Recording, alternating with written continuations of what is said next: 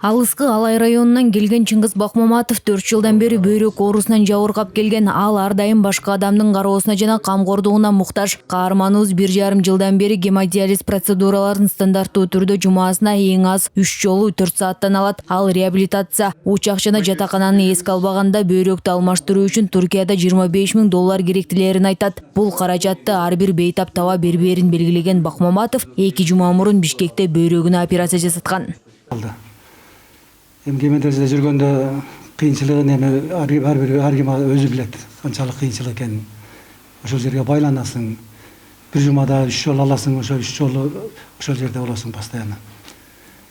Ошол эми азыр акыбалым жакшы. 12 күн болду операция болгонго.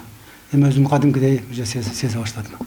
Чыңгыз Бакмаматовго бир тууган эжеси донор болгон. Жалпысынан бөйрөк алмаштырууга $7,000 ашуун каражат кеткен. Бейтап жергиликтүү медицинаны колдоп, оорукананы заманбап техника менен камсыз кылып, бул тармакты өнүктүрүү керектигин кошумчалады.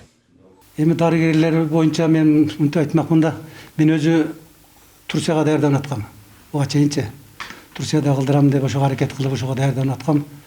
Анан кийин Кыргызстанда бар экенин чындыгын уккан эмесмин башындачы. Анан эми кийин Кыргызстанда бар экен, мына операция кылып башташыптыр деген угуп анан бияка келип, мына өзүбүздүн врачтар, ушул жерде жасаган врачтар бар экен мынакей. Баягы колунда бар алтындын баркы жок дегенде, мына өзүбүздүн алтын колдуу врачтарыбыз жасап мындай сонун кылып адам катарына кошуп койду чынын айтканда. Бөйрөк оорусу менен жабыркагандардын саны жыл сайын көбөйүүдө. Дарыгерлердин айтымында чет мамлекетте жасалып жаткан операциялардын бардык түрүн жергиликтүү ак халатчандар жасай алат. Бирок ооруканалар, лабораториялар заман талабына жооп бербегендиктен бейтаптарды кошуна мамлекеттерге жиберүүгө аргасыз кылууда. Бизде проблема бул. Мындай операцияны көбүрөөк деле кылууга мүмкүнчүлүктөрүбүз бар. Азыр мына арабтар дагы бизге жакшы корпус куруп берди.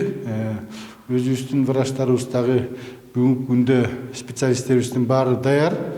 Бирок бизде ушу иммуногенетический тканевой совместимость деп коет, ошону жасай турган лабораториябыз жок.